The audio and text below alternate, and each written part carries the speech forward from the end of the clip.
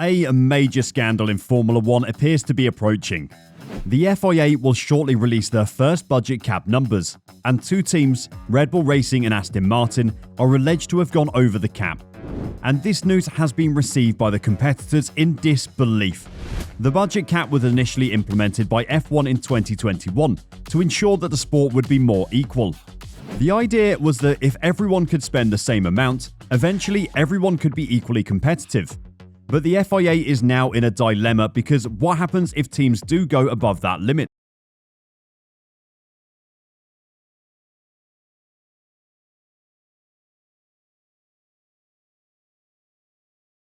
Reveal the results of the budget cap in 2021 next week, but two teams have gone over the maximum in that year, one of them heavily.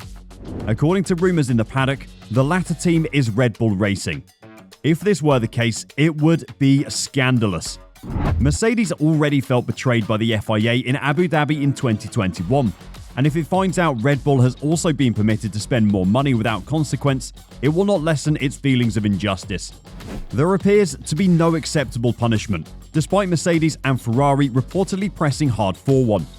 In accordance with the regulations, a $5 million overspend is viewed as a small violation, and the team escapes punishment.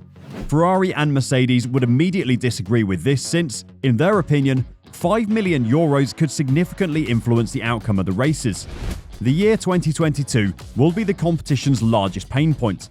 Red Bull would gain in 2022 even if it were true that it spent too much in 2021. After all, that car was created in 2021, and numerous teams are now aware of Red Bull's competitive advantage. They're therefore not satisfied with fining the Austrian squad.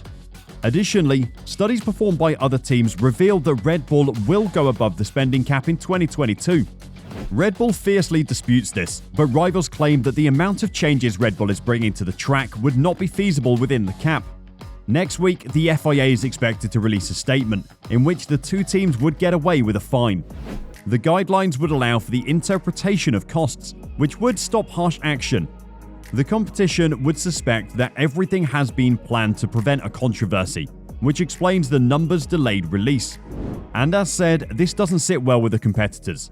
The idea that Red Bull could violate the rules even further for another reason has incensed Ferrari.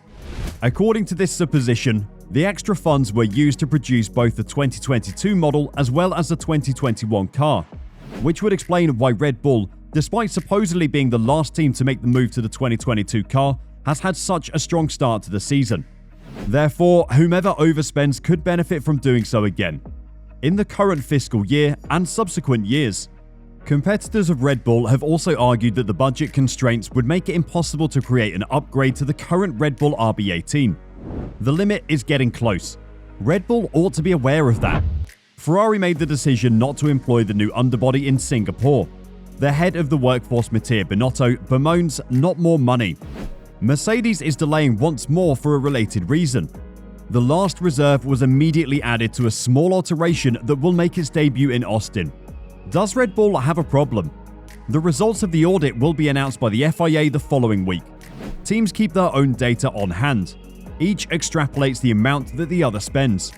Christian Horner, the head of the Red Bull workforce, dismissed these concerns earlier in the summer by saying, "How does one other workforce need to know at what value we produce and what supplies we use?" Initially, it appears that nothing unusual was found by FIA investigators. However, after learning via defectors how the other team determines its prices and the conditions in which it produces components, the teams have begun blaming one another. In the auditor's opinion, Red Bull was therefore only found guilty on the second try. And so, we have another scandal on our hands. And Ferrari has again repeated the budget question it has about the FIA's ability to effectively police the Formula One budget cap earlier last month. Last season saw the implementation of F1's first ever financial restrictions, which places a $145 million base budget cap on all 10 teams, effectively covering all car development and operating expenses.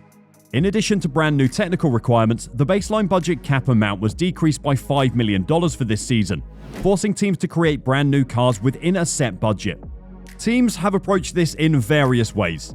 Contrary to Mercedes and Red Bull, which frequently introduce modest modifications, Ferrari has been noticeably sparing with advances, limiting its upgrades to significant packages.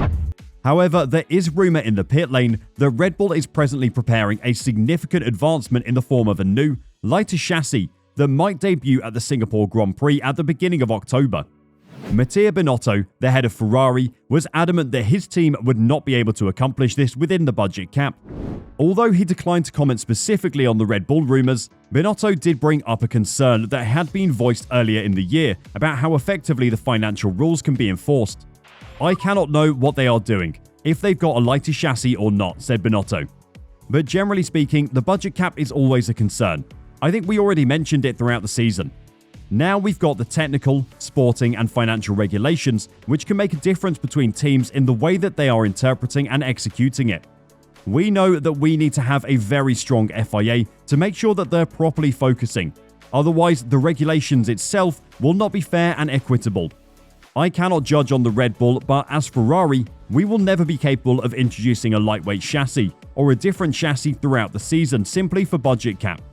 And I would be very surprised if there's a team capable of doing that. If they are, again, it's back to the regulation itself. Is it fair enough? Is it equitable enough? Is the policing sufficient? That's the big question marks. It's a very green regulation at the moment. The number of people in the FIA monitoring it is very little, so it has to improve for the future. Because it would be bad if a championship somehow is dictated by the financial regulations and not the technical or sporting rules.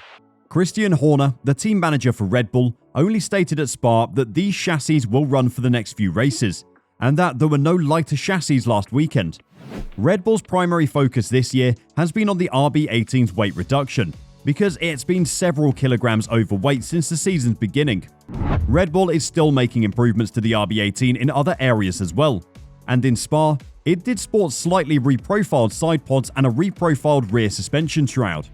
These have given Red Bull marginal cooling and aerodynamic advantages, but they were nowhere near sufficient to account for the team's success at Spa, where Max Verstappen dominated.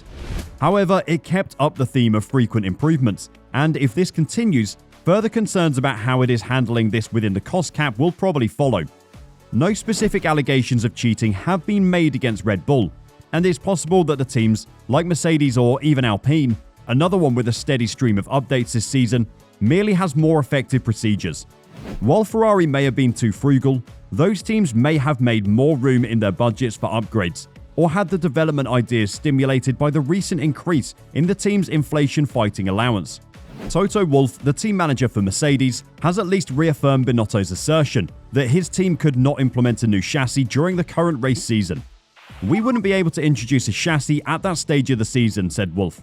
"We are massively overweight, which we haven't been able to dial out because we're trying parts on the car in order to solve our various issues. So we cannot afford that, full stop. What was aimed by introducing the cost cap absolutely hit the target. It is what they wanted to achieve. The big teams can't just throw money at it. For now, we must wait until at least next week and see what the FIA publishes. But things are not looking too good for Red Bull, as they could have spent too much last year. And the amount of upgrades they bought this year would have cost a fortune as well. What is your opinion on the budget cap? And do you think some teams went over it? Let us know in the comments below.